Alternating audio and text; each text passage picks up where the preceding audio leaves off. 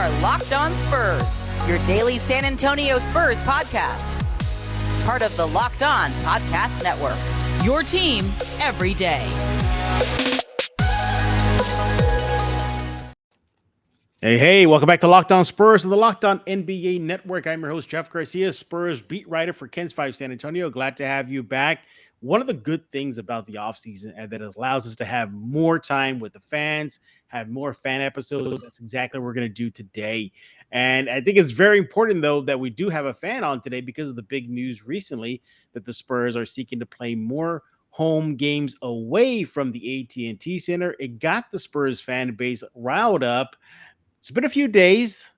Things kind of calmed down a bit, although it will resume again in a couple of weeks when the Spurs go back to Commissioner's Court to speak with them. Nevertheless, we got to hear what the fans are saying about the recent news. What is the vibe? Are fans worried? Is this nothing? Do fans really think this is nothing? And of course, we're going to get our fan guest to give his personal opinion as well on the topic. And who is today's mystery Spurs fan on this fan episode?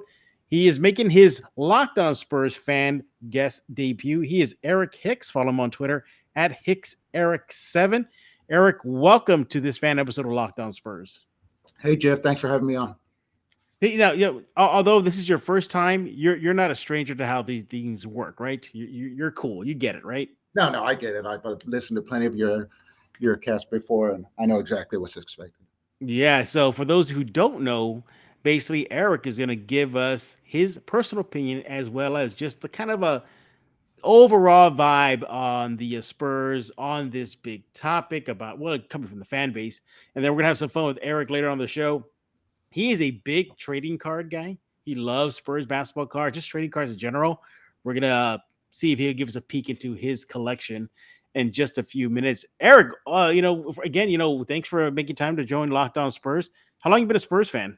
Oh, I've been a Spurs fan all my life. Por vida, all the way. And who's your favorite player? Right now, I would to say my favorite player is Keldon Johnson. Cool. I'm all in with him. What is it about Keldon that you like so much? I don't really know. I think it's just the way he plays, and his passion, his excitement. Mm-hmm. When he yells, he gets everybody fired up, and I think that I was attracted to that most. Are you going to be screaming like Keldon Johnson on this episode of Los? I might be. Maybe when we get into the topics, it's going to get you fired up in an angry way or in a good way. But, just for the fan base and those tuning in, let's just quickly recap. Erik, help me out if I miss anything. So the Spurs are seeking to play home games away from the AT&T Center next season. The Spurs went to Commissioner's Court in San Antonio a few days ago asking for that request. The Spurs said, well, we hear you want to do it for 2 years. How about we meet you in the middle in 1 year and we'll come back in a couple of weeks and talk about it. So basically, Erik, listeners, next season, the Spurs will play up to 4 home games away from the AT&T Center. One is slated to be in the Alamo Dome. That is going to be fun. One is going to be slated, I believe, in Mexico City and Monterey. And then I think a pair may be in Austin. That city is what is really striking a nerve with Spurs fans. So, although it may be fun in games for that one game in the Alamo Dome, which I think is going to be an awesome experience especially for the young kids in San Antonio that never got to experience that. But it's still got the fans riled up. Erik, you had a few days to think about this. The fan base had a few days to think about this. Now the dust kind of settled. Let's get the fan base overall, then we'll dive into your thoughts. How did fans react to the news that the Spurs were seeking to play more home games away from San Antonio? Well, Jeff, let me start off by first saying that this subject just came out of nowhere. Just a couple of days ago, we were talking and we were all excited about, maybe throwing a bag at Zach LaVine. And we were talking about, maybe the draft with Banchero and the way, DeJounte, like mentioned, did his tweets and stuff. And this subject came out and just blew it out of the water. Right. Mm-hmm. Now, I'm not gonna lie, when this subject came out, I immediately jumped on my rocking chair, and I think a lot of people did. But now, as the dust is settling,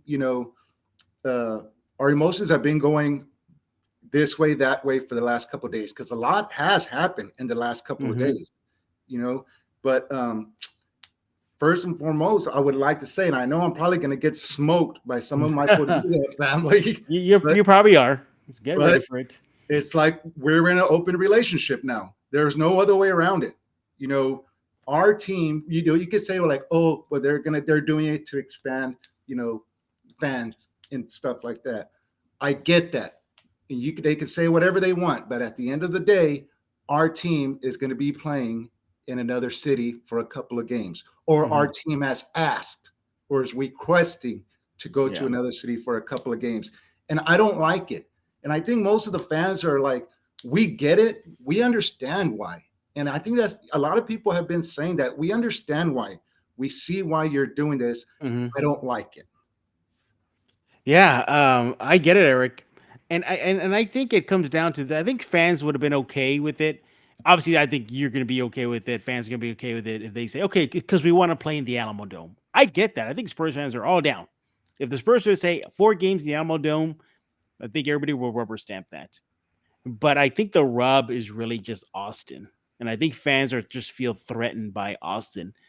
Is that a good assumption, Erik, that fans just feel that Austin is kind of trying to, for this case, take our girlfriend, so to speak?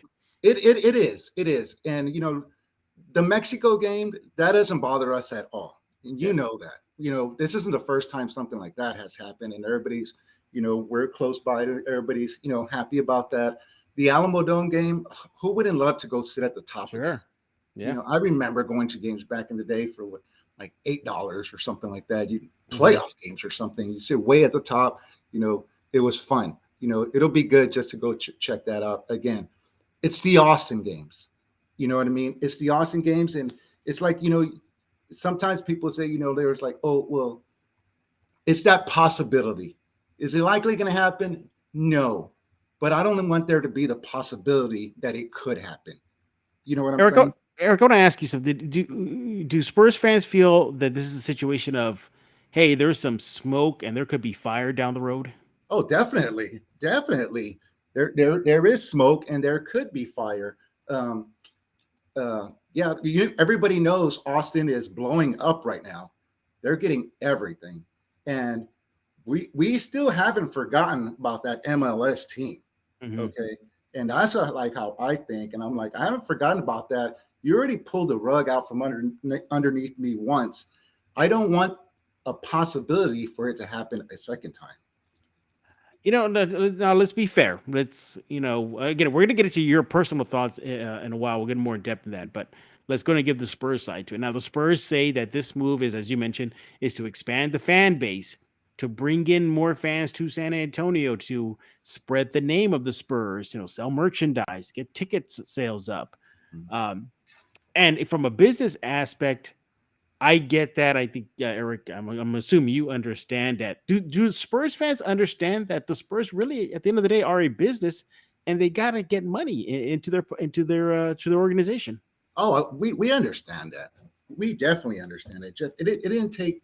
You didn't have to be Sherlock Holmes. You just turned on the game this past season, and you would.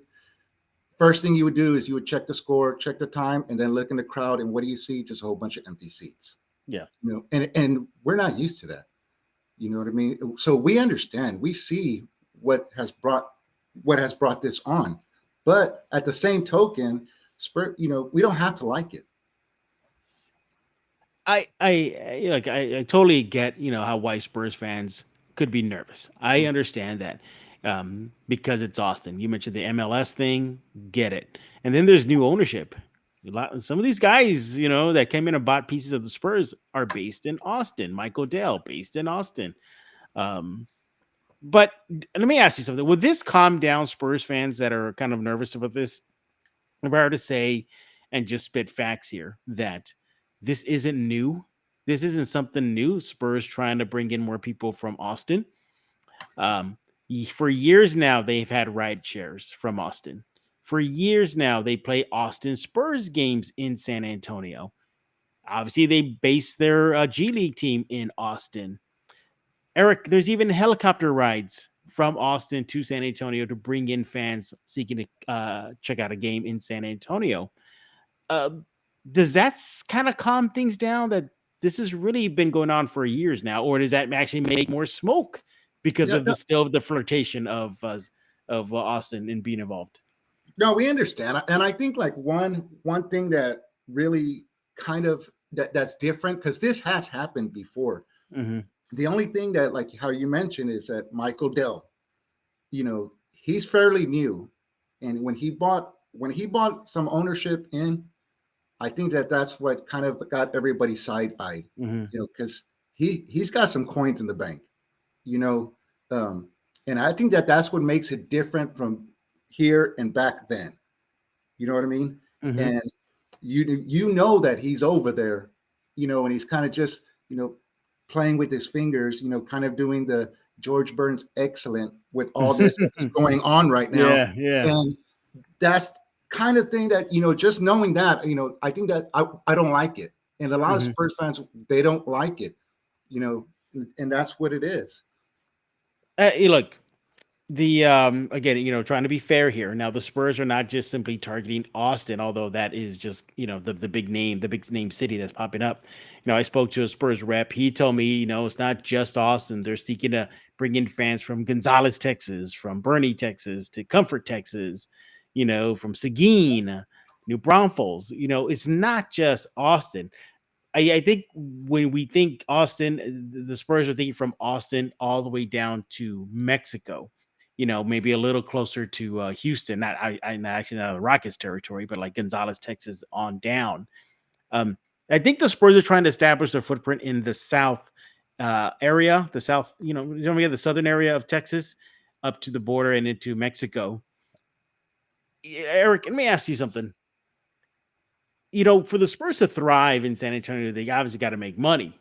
Do Spurs fans understand that maybe part of making money and keeping the San Antonio Spurs in San Antonio is making this effort? Oh, definitely. Definitely. And when I'm going to go ahead and touch a little bit, something we don't mind like what they're doing. Like I said, we understand why. And I kind of just think that they went about it the wrong way. Mm-hmm. And, you had Nelson Wolff come out and he was asking for I think he was like the Spurs fans, where he was like, where's RC Buford? Where are the hopes? Instead they just marched out. Was it Bobby Perez, their chief legal counsel? Right. We've never seen that guy at the barbecue. Like, who's this guy? But I believe RC Buford came out with a statement last night, and he pretty much just reiterated what Bobby Perez said in front of the county, and said they're like, oh, we're going to be here for the next 50 years. And you know what? We know RC Buford. We have history with them. So I went to sleep better last night. You know what I mean? But when they marched out Bobby Perez, I was like who is this guy? We've never seen him. You know what I mean? And I think that got us worried. Vice, if they would have can you imagine if they would have held like a presser, with RC Buford, maybe Pop right next to him and be like, hey, look, this is what we plan on doing and stuff like that. And then they could have marched out Bobby Perez. We wouldn't be going through this right now. It would be completely different. We may even still be talking about Bachero and Zach LaVine and DeJounte. Right. But no, we are where we are right now. Yeah. So I'm going to kind of throw the Spurs a little bit under the bus. Of maybe they just dropped the ball and they did this the wrong way. Yeah. Commissioner Precinct 2 in San Antonio, Justin Rodriguez, did tell San Antonio Sports Star that Buford wasn't at the court because he was in Australia with his son. Now his son is already old. He's his head coach. He's not a little kid. He's in, but his team is basically in the finals, if you will, for the Australian Basketball League. So that's why Buford was there. But still, you got to have at least somebody from the whole company there, somebody from that upper management there. Somebody who we've seen at the barbecue before. Yeah, that's exactly. We're talking with Erik Hicks on this fan episode of Locked On Spurs. Make sure to follow Erik on Twitter at HicksErik7. But before we continue our chat about what the fans are thinking about the Spurs request to play more home games away from San Antonio, I want to talk to you about BetOnline. It's your number one source for all your betting stats and sports info. Hey, Erik, are you a betting guy? Do you do little side wagers, anything like that? I used to. You used to? Yeah. All right. Well, if you do want to dive back in, you want to go to betonline.net. Find all the latest sports developments, league reviews, and news, including this year's basketball playoffs, MLB, and this weekend's run to the Roses at the Kentucky Derby. Well, it's back. BetOnline is your continued source for all your sporting wagering information, from live betting, playoffs, esports, and more. I am a big fan of esports. I moonlight sometimes. I cover the NBA 2K League. It's in full swing. Hey, you can put your bet on some of your favorite esport teams there. You want to head to the website today. Use your mobile device to learn more about the trends and action. Once again, that's BetOnline. BetOnline, where the game starts. We're back with Erik Hicks on this fan episode of Locked On Spurs, and he's giving us the fans' opinion and his thoughts on the Spurs wanting to play more home games away from San Antonio. How bad was it optically that when the video was released? I think I released the video of the chat, the decision that Judge Nelson Wolff, who sits on the commissioner's court, told the Spurs Council, hey, you just kind of like bum rushed us with this. You just surprised us with this. There's not even a draft of what the proposal here. Buford isn't here. Obviously, he didn't know where he was at the time. Holt isn't here. Did it get off the vibe to fans that the Spurs maybe thought this would be rubber stamped? I believe so. I believe so. And all it did was just get everybody scratching their head, like, hey, looking around at each other, going like, what's going on here? Like, what happened? I thought things were good. You know what I mean? Like it just get completely, like I said, it was like a torpedo in the water. It just came out of nowhere and just boom. And that's what I think that's what got, Spurs fans panicked, and understandably so, I believe. They had every reason to panic. That was out of nowhere. Like I said, they would have I think the Spurs really just did it the wrong way. If they would have come out and said, like, hey, look, this is what's going to happen. And we've seen it. We know what's happening. If they would have came out and said, like, look, we're gonna do some moves to expand the fan base, and we're gonna go over here, we're gonna go over there. If it would have been like R.C. Buford and he would have said, you know what, we were thinking about playing a couple of games over in Austin, Spurs fans would have been like, all right. But being when Bobby Perez, like I said, came out and just did this, and we started, we were like Nelson Wolff. We're like, wait, well, hold on, where's R.C. Buford? Where's Holt? And it did look bad. It got everybody scratching their head. And I've even, some people would say that it was almost disrespectful. All right, let's get into some of your personal thoughts now. And, of course, if you want to bring up what Spurs fans are saying, go ahead, right ahead. But does Erik Hicks believe that the Spurs are leaving town? No, 100% no. They aren't going anywhere. They are going to stay right where I love them to be, over on the east side. They are going to be there. But like I said, there's that possibility. You know what I mean? Like, we've gotten the rug pulled out from under us one time. And I don't, you know how they have that meme to it sometimes. So you're saying there's a chance. Like, yeah. I don't even want that. Do I believe it's gonna happen? No. But at the same token, like, I feel like we're like I said, we're in an open relationship right now, and I don't like it. And especially after what Austin, like I said, did with the MLS, then I really don't like it. Yeah. I get it. Look, I'm right there with you. Again, I spoke to a Spurs rep. I was assured, this isn't about relocation. Nelson Wolff said that he believes this is not about that. Too, although, some council members did say that they felt that this was relocation shopping. So let's get into that aspect.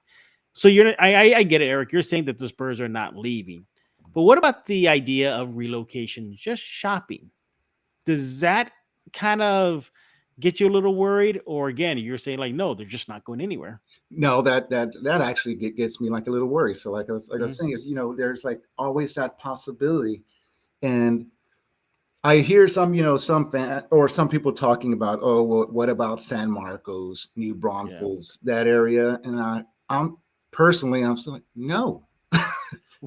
I like them right where they are. Yeah. But now that I think is more of a possibility than going all the way up north. Mm-hmm. I will say that. Mm-hmm. But no, deep down inside, when you talk to Spurs fans and even myself or whatever, at the end of the day, they're like, are they going anywhere? No, absolutely not. Yeah, It's I'm right just, there. Yeah. it's not going to happen. Yeah. But we do understand some of the other arguments. But so far, they're like, oh, well, they are building their new training facility and stuff like Mm-hmm. that. They were like, yeah, I understand that. They're not going to leave it, but whatever. But no, deep down inside, they're staying. Yeah, I'm right there with you. I don't think the Spurs are leaving.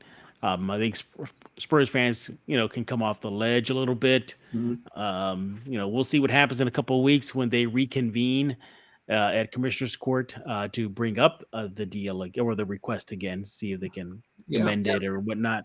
It's just going to see what's going to happen, because then, there should be a draft proposal there. Then, perhaps they can, the council or the Commissioner Court can look at it thoroughly. But it was interesting, though, for those of y'all who saw the video. I know Eric did. When Wolf, again, a commissioner for Bear County, which is the county that San Antonio sits in, said, "Hey, it's a 3-2 decision. This isn't a good thing for you guys, because it reflects that there is a divided opinion about what the heck this team is doing." What did you think about that when Wolf called out the Spurs Council about that? I actually like that. I like that he used a little bit of bass. I Yeah. like that he puffed his chest out a little bit. I was very happy. I thought that he represented what Spurs fans were thinking. Not only that, but I was also it was also cool seeing that the vote of 3-2, Mm-hmm. because that's pretty much how it is with the Por Vida fans right now. That's everybody kind of like drew this line of like, oh, I don't like it. And then there were people like, everything is going to be okay. You know what I mean? Mm-hmm. And it's almost just like that. You go around the city, you start talking to people, and they're like, that's okay if they go ahead and go. And there's some fans that are like, no, I don't like it either. And I think that vote of 3-2 just pretty much represented the Spurs fans. And they were like, look, they're almost, 60-40, but Mm-hmm. they're that it's pretty close. So I thought that was very, very interesting. And that's what it represented the Spurs fans. Yeah, and you hit it on the head. It reflects how Spurs fans are, because you see it on social media, Eric. If you just even mention the idea of relocation, some Spurs fans will just call you out and drag you and You get make fun of smoked. you, make fun of you, and whatever to you online. Or if you're all pro, oh, they're not leaving, the other side will be like, oh, what are you, crazy? You're drinking the Kool-Aid. And I mean, at the end of the day, everybody's entitled to their opinion, and you know that's it. That's all you can do. But I'm right there with you, Eric. I don't see them leaving. Technically, the Spurs are in San Antonio till 2032, because that's the lease they have to stay here, and I think I think there's like massive penalties, like monetary penalties if they do relocate, like in the billions or something like that. But I'm pretty sure those tech companies in Austin would be like, "Yeah, we got you. Oh, We'll they pay can that bill." cover that in a Yeah, second. yeah, yeah. But hey, at the end of the day, Eric is saying that he isn't worried. I'm saying I'm not worried. Spurs fans, as of this recording, Eric, would you say they're still a little bit on edge? Oh yeah, they're definitely a little bit of on edge. But like I said, last night with that RC Buford, he pretty much, like I said, just came out and he reiterated what Bobby Perez said. Uh, Yeah. I think we're starting to come down a little bit more. And I'm not gonna lie, as soon as when this came out, I jumped immediately on my rocking chair Mm-hmm. and called my brother, and I went off on him for maybe like a good couple of minutes. But now the dust is settling and everybody's coming back down. We're getting back and we're getting back off the ledge. All right. Once again, we're here with Erik Hicks on this fan episode of Locked On Spurs. But before we have some fun now and put away the talk of the Spurs leaving, oh, good Lord, I just shudder about thinking that. I want to talk to you about Rock Auto. This episode is brought to you by Rock Auto. With the ever increasing numbers of makes and models, it's now impossible for your local chain auto parts store to stock all the parts you need. Look, don't go in line, those endless lines you see at your auto parts store. Look, you have computers with access to rockauto.com at home and even on your cell phone. Save time and money when using Rock Auto. Rock Auto is a family business serving do-it-yourselfers for over 20 years. Rock Auto prices are reliably low for every single customer, and they have everything you could need, from brake parts, tail lamps, motor oil, even new carpet. Go explore their easy-to-use website today to find the solution for your auto part needs. Now, here's what you got to do. You got to go to rockauto.com right now. Just grab that cell phone, get on your laptop, and see all the parts available for your car or truck. And when you do that, I want you to go to the How Did You Hear About Us box and write in there Locked On. That's how they'll know that we sent you. And to make this selection, reliably low prices, all the parts your car will ever need, rockauto.com. And we're back with Erik Hicks on this fan episode of Locked On Spurs. Erik, one thing that I also like about you, you're also a big trading card fan. I wanna dive into this topic with you. You love cards, man. I think I think your collection must be pretty impressive, huh? It's getting there. It's I walk around, I find cards upstairs, downstairs, in there, everywhere. What is your prized card?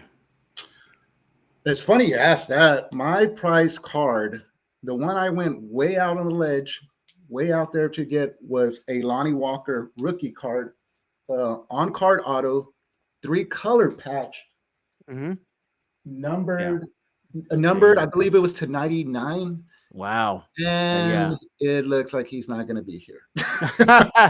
Have you ever sold one of your cards to make some cash? I have not. I have traded, just because of the hobby. I have traded, but I have not sold a card. I would rather, if I see another card and if I really, really wanted it, I would rather trade for it. So therefore I would give a card in my collection to grab somebody else's. So what's like a holy grail for you? What is the one card that you wish you had in your collection? Oh my goodness. I know exactly what a couple of months back, my teacher, the master, you know him, JC, he had a card, and it was a Manu. Nice. It was like a Manu rookie card. I can't remember what it was numbered to, but it was a blue one, and I was eyeing that one real hard. I had actually been looking for it, and he sent me a picture that he had it, and I was right there on the fence about pulling the trigger, and then just a couple of times, and then he just texted me one time, and he was like, "Yeah, I traded it." I was like, "Oh, brutal." Yeah, and then I was like, "Oh man." But and I think Spurs fans are starting to see this, that collecting cards is kind of a big deal. You can really find yourself some gems and flip it for some coin, can't you? Oh, definitely. I remember you had that article about that with that Tim Duncan not too long ago, and I was just like, my goodness.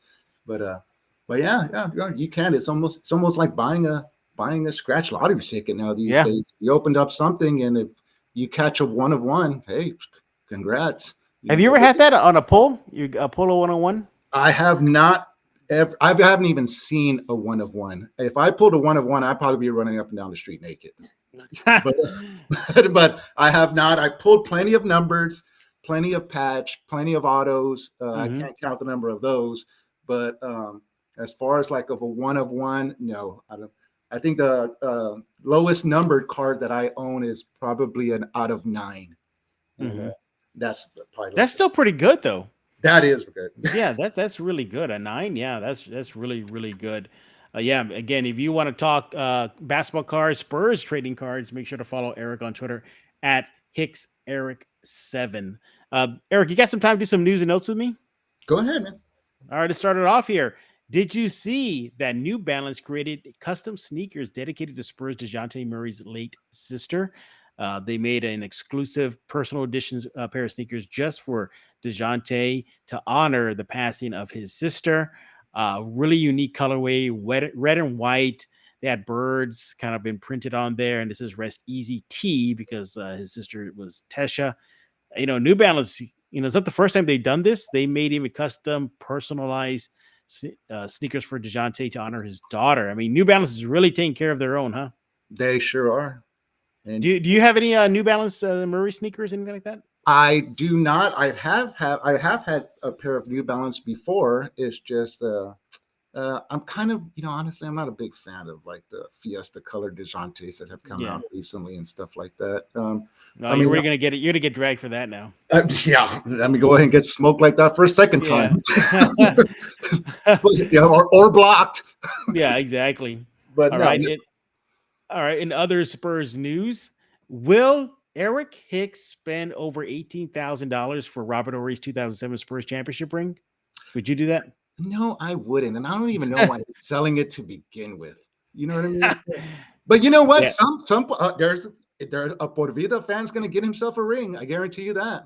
Yes, right. Yeah. Heritage Auction recently announced that Ory's ring is up for auction. And yeah, at last check, obviously it's probably changed by now. It was an over $18,000 bids.